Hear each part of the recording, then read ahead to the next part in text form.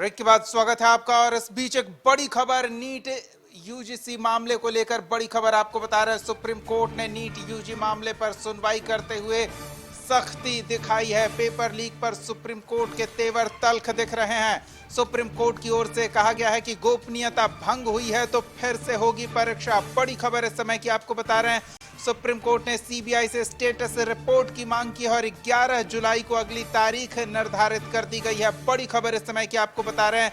अब तक ये कोशिश की जा रही थी कि री एग्जाम ना हो, लेकिन सुप्रीम कोर्ट का रुख देखकर यह लग रहा है कि अगर गोपनीयता भंग होने संबंधित जानकारी सुप्रीम कोर्ट के सामने आई, जो सीबीआई से स्टेटस रिपोर्ट की मांग की गई है, तो फिर से परीक्षा कराने का आदेश दिया जा सकता है। तो नीट मामले को लेकर, पेपर लीक को लेकर अब तक जांच पड़ताल चल रही है। सुप्रीम कोर्ट ने स्टेटस रिपोर्ट मांगा है। संपादक अशोक मिश्रा हमारे साथ जुड़ रहे हैं। महत्वपूर्ण जानकारी सुप्रीम कोर्ट से अशोक जी ये आ रही है कि अगर पेपर लीक ये साबित होता है तो सुप्रीम कोर्ट संभवतः फिर से परीक्षा का आदेश दे सकता है। बिल्कुल, देखिए जो कोर्ट का रुख है उससे साफ कोर्ट ने संकेत दे दिया है कि जरा सा भी, यानी कि कहीं से भी अगर ये दिखाई पड़ेगी कि परीक्षा की गोपनीयता भंग हुई है तो फिर परीक्षा को फिर से लेना पड़ेगा।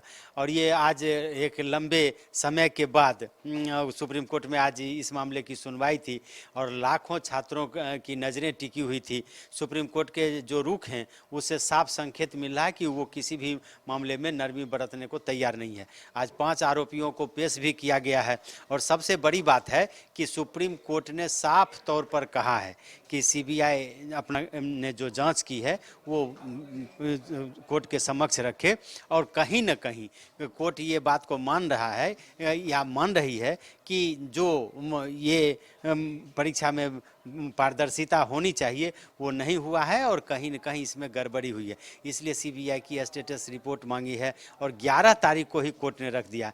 चूँकि 6 जुलाई से ही काउंसलिंग की प्रक्रिया शुरू होनी थी, लेकिन कोर्ट के रुख को देखते हुए वह प्रक्रिया आगे बढ़ा दी गई। अभी तक उस पर फैसला नीट ने नहीं लिया है और यही वजह है कि आज जो कोर्ट का रुख दिख रहा है इससे लगता है कि काउंसलिंग की प्रक्रिया और आगे जाएगी। हालांकि कोर्ट ने काउंसलिंग में पर कोई रोक नहीं लगाई थी, लेकिन जिस तरह से इस परीक्षा को लेकर के बहुत सारी बातें सामने आ रही हैं और अब तो 5 आरोपी की पेशी हो गई और वो सारे के सारे आरोपियों ने तो बिहार में भी माना है कि हम परीक्षा लीक हुई है, हमें क्वेश्चन रटाया गया है। तो ऐसी परिस्थिति में ये कह सकते हैं कि सुप्रीम कोर्ट की पूरी नज़र है और उम्मीद की जानी चाहिए कि जो छात्र कहीं न कहीं प्रभावित हुए हैं उनको न्याय मिलेगा। जी, इस मामले में इतना जानकारी के लिए अशोक जी बहुत बहुत धन्यवाद। हम फिर जुड़ेंगे आपसे, लेकिन इस बीच अपनी बड़ी खबर दर्शकों को बता दें कि परीक्षा फिर से हो या ना हो, इस पे सुप्रीम कोर्ट का जो भी फैसला होगा, लेकिन फिलहाल तो काउंसलिंग की प्रक्रिया रुक गई है। यानी कि एडमिशन में और कॉलेजेस के आवंटन में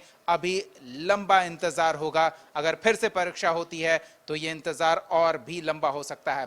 चलिए हम अगली खबर का रुख करते हैं और बात करते हैं बिहार में बाढ़ से हालात की। जी हां, नेपाल में तेज बारिश के कारण नेपाल की ओर से आने वाले पानी ने बिहार के कई हिस्सों में नदियों में उफान ला दिया है, जिससे कई इलाके बाढ़ वाली स्थिति का सामना कर रहे हैं।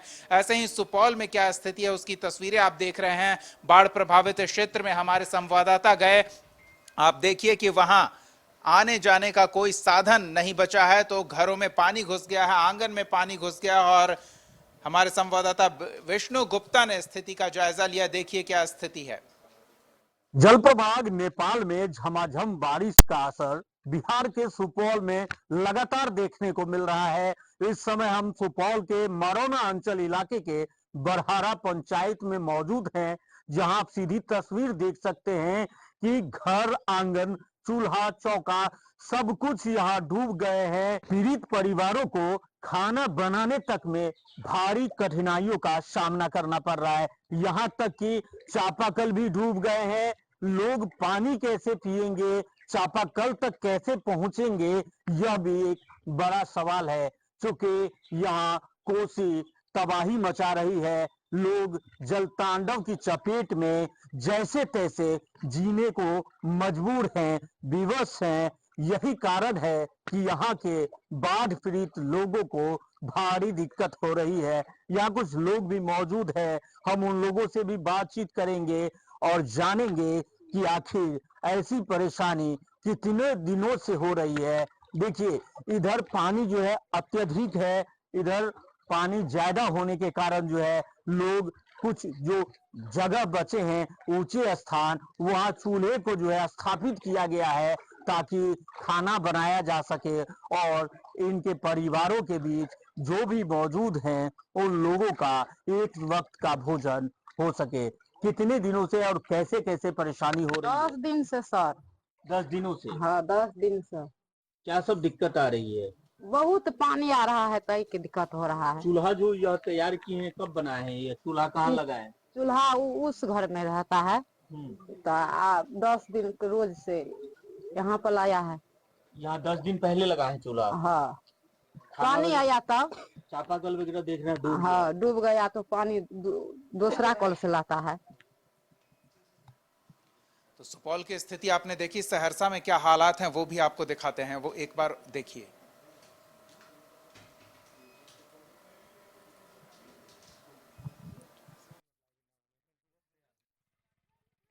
कोसी नदी की उफनाती तेज धारा ने अपना कहर बरपाना शुरू कर दिया है। लगातार कोसी नदी के जलस्तर में वृद्धि हो रही है और कई इलाके में बाढ़ का पानी प्रवेश कर चुका है। लोगों के घरों में जो है पानी घुसा हुआ है। इस वक्त हमारी मौजूदगी सहरसा जिले के नौहट्टा प्रखंड अंतर्गत केदली पंचायत के वार्ड नंबर 5 में, जहां आप देख सकते हैं किस तरह से कोसी नदी की उफनाती तेज धारा की वजह से बाढ़ का पानी लोगों के घरों तक पहुँच चुका है, जिस वजह से लोगों का जो है घरों से निकलना जो है कि मुश्किल हो गया है। ये बाढ़ के पानी में जो है कि डूबा हुआ है। यहाँ हमारे साथ जो है यहाँ के लोग हैं, इनसे हम जानेंगे कि कब से ये पानी बढ़ा है, किस तरह की दिक्कतों का सामना करना पड़ रहा है। क्या नाम हुआ? मेरा नाम मंतोष कुमार हुआ है। कब से ये पानी बढ़ रहा ये है? पानी जो सर 2 रोज से मतलब पानी है, और यहाँ पे हम लोग को पानी पीने में भी दिक्कत है, खाना बनाने समय दिक्कत होता है। यहाँ पे प्रशासन लोग आए थे लेकिन कोई तरह का मतलब यहाँ देखभाल नहीं हो रहा है। हम लोग किसी तरह मतलब चोरा फाँक के डालबुट सभी ये सब खा रहे हैं।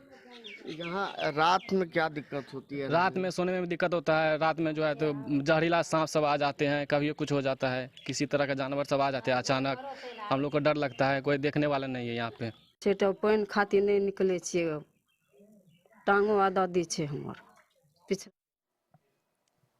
तो ये रातों रात हालात इतने बुरे नहीं हुए हैं। कई दिनों से बारिश हो रही थी और हिमालय के निचले हिस्से में हो रही बारिश से जमा हुआ पानी जब बिहार की नदियों में आया तो नदियों में अचानक उफान आई और कई गांव, कई पंचायत जलमग्न हो गए। मुख्यमंत्री नीतीश कुमार भी हवाई मार्ग से बाढ़ प्रभावित इलाकों का दौरा करने निकले। इस दौरान उन्होंने बाढ़ प्रभावित क्षेत्रों का जहां जायजा लिया तो अधिकारियों से राहत और बचाव कार्य को लेकर भी जानकारी ली और आवश्यक दिशा निर्देश भी दिए।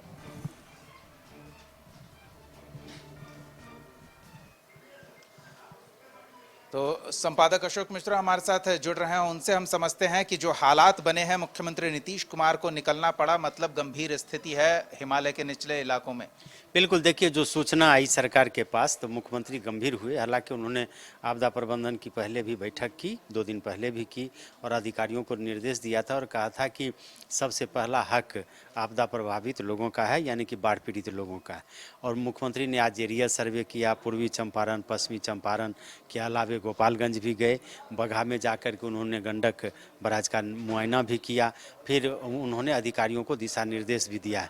मुख्यमंत्री ने एरियल सर्वे के अलावे धरातल पर भी देखा है बाढ़ की स्थिति को और उनके साथ गए विजय कुमार चौधरी ने साफ तौर पर कहा है। जब वहाँ से वो लौटे हैं तो उन्होंने प्रेस कॉन्फ्रेंस किया और उन्होंने जानकारी दी है कि हम लोगों ने निरीक्षण किया है, अधिकारियों को निर्देश दे दिया गया है और खास करके अभियंताओं को निर्देश दिया गया है कि तटबंधों की सुरक्षा का पुख्ता इंतजाम रखें, कहीं तटबंध न टूटे इसकी कोशिश रहनी चाहिए। अधिकारियों को, जिलाधिकारियों को निर्देश दिया गया है कि जो भी बाढ़ पीड़ित हैं उनको सुरक्षित जगह पर ले जाया जाए, उनके लिए भोजन की व्यवस्था हो और उन पशुओं के लिए चारे की व्यवस्था हो। विजय चौधरी ने ये भी बताया कि कई जगह पे तटबंध के किनारे लोग बसे हैं जो सबसे पहले ज़्यादा प्रभावित होते हैं। तो कोशिश ये होनी चाहिए कि तटबंध के किनारे लोग न बसें और प्रशासन को की भी ये कोशिश हो कि अगर वो भूमिहीन हैं तो उनको सुरक्षित जगह पर बसाने की कोशिश की जानी चाहिए। हालांकि जो सूचनाएं आ रही हैं दीपक, उस हिसाब से फिर पानी का स्तर गिर रहा है और बिहार में 2-3 प्रमुख नदियां ही अभी एक तरह से कहिए कि जलमग्न हुई हैं। उनका जल स्तर काफ़ी बढ़ा है। हालांकि कई बड़ी नदियां, गंगा भी खतरे के निशान से नीचे हैं। तो ये कहा जा सकता है कि चाहे गंडक हो या कोसी हो, जिन इलाकों में पानी कहर मचाने के लिए माना जाता है कि वो सबसे पहले बाढ़ वहीं पे आती है। जो पूर्वी चंपारण, पश्चिम चंपारण का इलाका है, सीतामढ़ी, शिवहर का इलाका है, ये सब सबसे पहले बाढ़ प्रभावित इलाके के रूप में मानी जाती है। लेकिन अब ये सुकून भरी खबर है कि पानी का जल स्तर गिर रहा है, तो ऐसी परिस्थिति में थोड़ी राहत है। लेकिन मुख्यमंत्री ने समय रहते ही इस पर संज्ञान लिया है। उम्मीद की जानी चाहिए कि बाढ़ पीड़ितों को जो भी यथासंभव मदद की ज़रूरत पड़ेगी सरकार उन्हें मुहैया कराएगी। और ख़ास करके बाढ़ प्रभावित इलाके पर प्रशासन की पूरी तरह से नज़र है। यही वजह है कि हम लोग भी लगातार दिखा रहे हैं किस तरह से कोसी बराज, बारिश होती है नेपाल में और प्रभावित होता है बिहार। कोसी बराज में जब भी पानी छोड़ा जाता है तो उसकी खबर हम लोग बताते हैं और सतर्क भी करते हैं आम जनता को कि आप सतर्क रहिए। और यही वजह है कि जिन प्रभावित इलाकों में पानी गई है उसको देखते हुए मुख्यमंत्री ने आवश्यक दिशा निर्देश दिए हैं और उम्मीद की जानी चाहिए कि बाढ़ पीड़ितों को राहत मिलेगी। जी अशोक जी, नेपाल से हम नियमित संपर्क में रहें, ये कितना आवश्यक है इन परिस्थितियों में? देखिए, 2-3 चीज़ें हैं। एक तो पहले नेपाल में भी एक भारत का था कार्यालय, इधर सुनने में आया है कि वो अभी काम नहीं कर रहा है। ये केंद्र सरकार का मसला है। प्रभावित तो आप हैं, आप नज़र भी रख सकते हैं, लेकिन एक अगर 10 लाख क्यूसेक पानी चला आएगा तो आप क्या करिएगा? आप चाह के भी कुछ नहीं कर सकते, तब तो तटबंध टूटेंगे ही, बाहर का पानी फैलेगा ही। तो ये प्राकृतिक आपदा है और इस आपदा को बिहार को हर वर्ष झेलना है। सूखा और बाढ़, ये दो ऐसा कहर है जिससे बगैर प्रभावित रहे हुए बिहार रह नहीं सकता है। ये कहिए कि ये पहला फेज था, बारिश के लिए लोग तरस रहे थे और बारिश भी हुई भी तो बाढ़ लेकर के आई, नदियों में उफान लेकर के आई, नदियाँ अभी लबालब हैं। तो ऐसी परिस्थिति में ये ऐसे संदेश और ऐसे संकेत मिल रहे थे कि जिस तरह से नेपाल के इलाकों में जिस तरह से बारिश हो रही थी तो उससे एकाएक बाढ़ की स्थिति उत्पन्न होगी। अभी जो है सो निचले इलाके में पानी पसरा है, इसमें कहीं कोई शंका नहीं है। लेकिन अभी भी कहिए कि सरकार उस पर नज़र रखे हुई है, तो आप ये कहिए कि जान और माल की क्षति कम से कम होगी।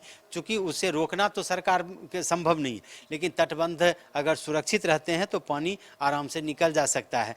पहले सबसे पहला काम है तटबंधों की सुरक्षा और दूसरा काम है कि बाढ़ में जो ये पीड़ित लोग हैं उनको सुरक्षित स्थान पर लाना और उनके पशुओं के लिए भोजन की व्यवस्था करना, उनके लिए पानी की व्यवस्था करना। आप जानते हैं कि बाढ़ के समय में, बरसात के समय में कई तरह की बीमारियां पैदा होती हैं, तो उनसे उनको सुरक्षित रखना तो सरकार का जो दायित्व है वो सरकार कर रही है। और यही वजह है कि नीतीश कुमार ने आज एरियल सर्वे भी किया और ज़मीनी हकीकत भी जानी और अधिकारियों को निर्देश भी दिया। और यही वजह है कि जल संसाधन मंत्री विजय कुमार चौधरी ने फिर विस्तार से बताया कि किस तरह से सरकार पूरी तरह से एक एक चीज़ पर नज़र रखे हुए है और उम्मीद की जानी चाहिए कि बाढ़ पीड़ितों के पास में सरकार की जो योजना है वो पहुंचेगी, यानी कि उनके पास उनको जो चाहिए वो सरकार मुहैया कराएगी। जी बहुत बहुत धन्यवाद अशोक जी इस तमाम बातचीत और जानकारी के लिए। तो सरकार ने जो तत्परता दिखाई है उससे ये उम्मीद बंधी है कि सरकार इस बार बाढ़ से निपटने के लिए, बाढ़ जैसे हालात से लोगों को सुरक्षित और समुचित व्यवस्था के साथ इस परिस्थितियों से पार पाने के लिए कोशिश में जुट गई है। और ये कोशिशें कितनी कामयाब होगी ये इस बात से पता चलेगा कि प्रभावित इलाकों में लोगों को कितनी मदद मुहैया कराई जा रही है। हमारी नजर हर हलचल पर बनी रहेगी। फिलहाल न्यूज रूम लाइव में इतना ही। कशिश न्यूज पर खबरों का सिलसिला जारी रहेगा। देखते रहिए कशिश न्यूज।